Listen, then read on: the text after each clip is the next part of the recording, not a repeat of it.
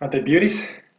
They're 20 kilogram kettlebells that I just got from the store on the way home from prison. And this time, I went with two other people, George and Anna, who are also volunteers. So it was really wonderful to have liturgy with two other volunteers and to be able to serve it for the guys in the Hughes unit. The only sadness is that there are two guys that are mishoused. I'll tell you what mishoused is. Mishoused is when you get put in the 11 building because they're moving you to another place or something like that. It's like being punished because you're there for upwards of 30 days and you're in the cell all day long except for an hour to be able to do necessities, shower and such, a little bit of recreation. So it's like being punished.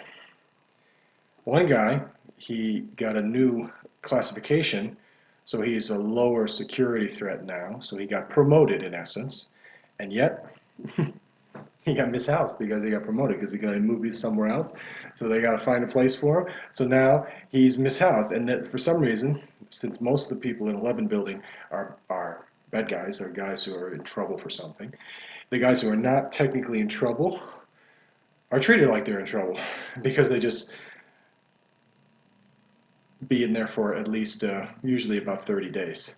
And so the one Orthodox guy I would have been able to give confession and communion to, he wasn't able to come.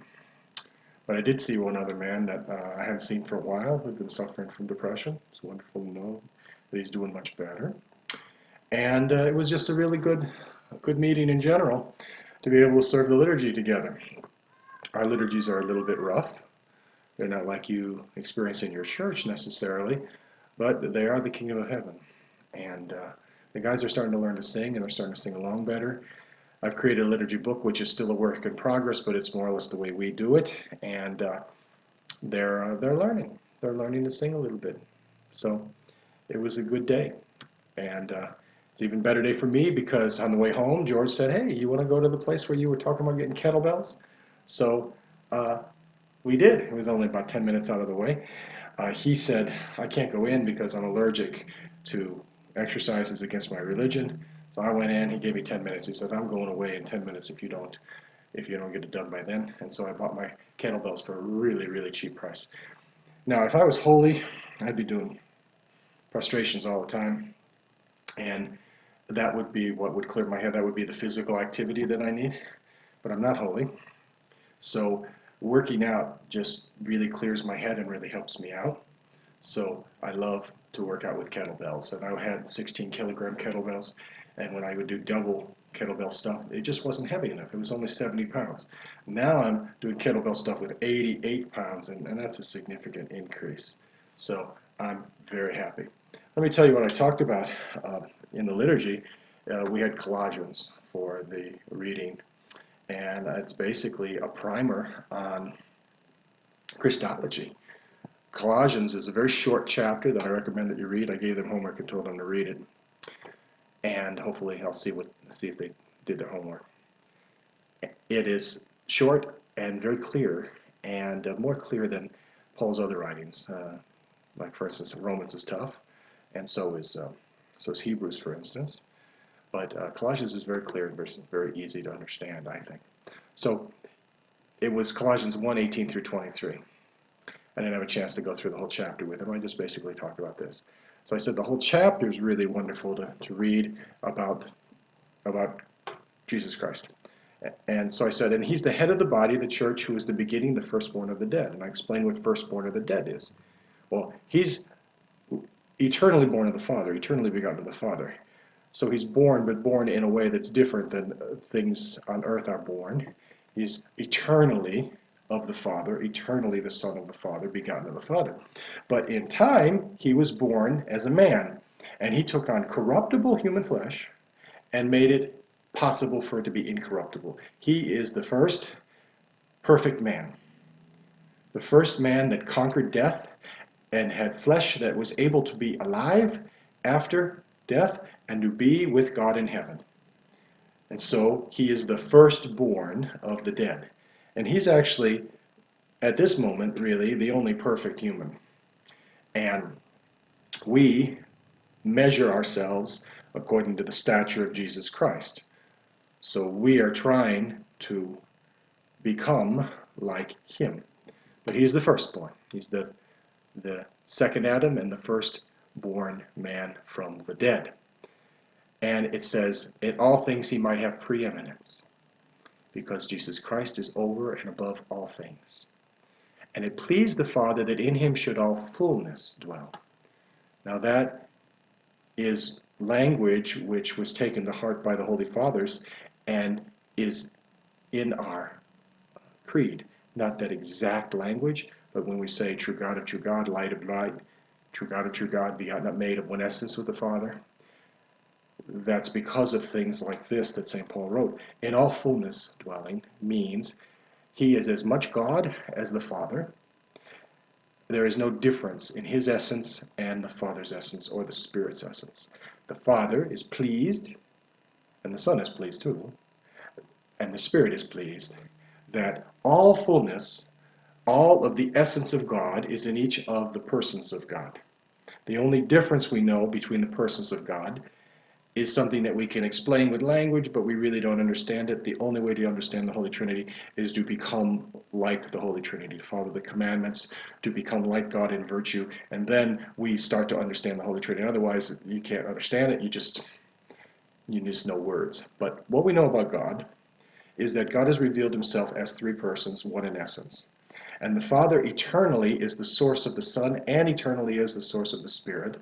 And the Son is only begotten of the Father, and the Spirit proceeds from the Father.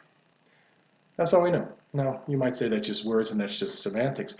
Well, they're God's semantics. He's the one who told it to us. So it must be important. So it pleased the Father that all the fullness would dwell in the Son, and that Son, eternally the Son, became in time also the Son of Man, or born of a woman, so that he would also be God and man. And having made peace through the blood of the cross, by him to reconcile all things to himself. Now this shows the difference in our theology about the cross and the new theology. People don't think it's new, but it's really only a couple of 100 years old. This idea of the substitutionary atonement, this idea that God the Father is angry at sin and cannot abide any sin, so somebody has to die, so he has his Son die as the eternal and perfect and infinite is the word I was looking for, infinite sacrifice, so that we would not die. He would step in front of the bullet for us, as it were. But that's not what St. Paul's saying. He's saying that the cross was his way to reconcile us to God.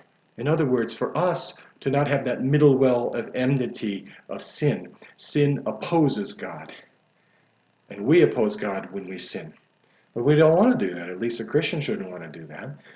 But God has given us, through the incarnation of his Son and his death on the cross, the way to be reconciled to God so that we would not sin and so that we would not have that middle wall of enmity between us and God. Not that God put it there, and not that God punishes us for sin, but that our sin makes us incapable of being in God's presence.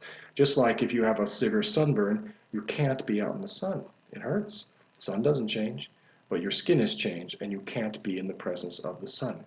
So our sin makes it impossible for us to be in God's presence because he's an all-consuming fire, and he's perfect and he's holy. And that which is not perfect and holy cannot abide being in the presence of God. Jesus Christ solved that problem by being perfect and holy and a man, and causing his flesh, which died and went down to Hades, to revive, to become alive, and to ascend into heaven, and after resurrection, of course, and for us to be able to have that ability, and that ability is passed on to us through baptism. Now the ability is the triune. We got to provide the triune. We got to provide the praying and the desiring to follow the commandments. So he's reconciled, made peace through the blood of his cross, to reconcile all things to himself. By him I say, whether there be things in earth or things in heaven. So Jesus Christ is making us capable of being reconciled with him through his sacrifice and through him making our flesh able to become perfected. Before Jesus Christ came, human flesh was not able to be perfected, and all went down to Hades. Now, Hades is not hell, but Hades was a place for the dead. And the bars of Hades were broken by Christ's descending into Hades after his death, and in those 3 days, or really the 30 hours or so, destroying the hold that death has over man because of sin. So he goes on to say, and you who were sometimes alienated and enemies in your mind by wicked works, now have been reconciled in the body of his flesh through death, to present you holy and unblameable and unreprovable in his sight. So this is the consequence of Christ giving us this ability through him dying on the cross and reconciling us, and then of course resurrecting, and then later on ascending, and later on sending the Holy Spirit, providing the whole church for us to have grace. And all those things are so that we would no longer be alienated, but we would become holy, unblameable, and unreprovable in his sight. So this is why we follow the commandments, all of them. Some commandments the world doesn't like, especially some of the sexual commandments. The world wants to make up that you can do this, you can do that, that's okay. If you say that you shouldn't do something, then you're just some sort of bigot or some sort of phobic person or something. But the reason we follow the commandments is because they lead to an unreprovable and perfect life. And they lead us to have an intimate relationship with God. That's why we follow the commandments, not because of fear of punishment. I mean, that can work for a little while. But if you fear somebody and then they leave, what's the saying? When the cat's away, the mice will play. Fear only drives a man so far. Love will cause a man to do everything. So we must love God because of what he did for us, and in our gratitude we struggle to become holy and unblameable and unreprovable in his sight. And so he continues, St. Paul, if ye continue in the faith grounded and settled, and be not moved away from the hope of the gospel which you have heard, and which was preached to every creature which is under heaven, whereof I, Paul, am made a minister. So this is if we continue, right? So he who endures to the end will be saved. We got none of this foolishness to say all you have to do is believe a thing and you'll be saved. We don't believe that. We believe that you must believe this thing, that Jesus Christ came to save men, and that in doing this act of his entire life for us, including preaching and setting his disciples to understand the way, and then his death on the cross, and his resurrection, and his sending of the Holy Spirit after his ascension, and his being the body of the church to this day. All those things are so that we would follow the commandments, so that we would become intimately close to God. And Jesus Christ is fully God, and now he's also fully man. Perfectly God and perfectly man, two natures, not mixed, but being in the same person. And the nature of God caused his human nature to become completely perfected and incorruptible. And we can, therefore, become incorruptible. But the path is baptism and then belief, and living according to our belief, and struggling, and falling down, and getting up. That's a little bit of what I talked to them in the prison until I was going on a little bit and they were asking some questions and stuff. And George, who is very practical, I need him, says, it's time to get going because we're going to run out of time. And he was right. If I hadn't gotten going at that point, we would have run out of time, but we had like about 7 minutes at the end of the liturgy before they would have to go. So that was a little bit of what happened in prison, and I hope you enjoy the Christological teaching. I hope you read Colossians, and I hope you pray for captives. God bless you.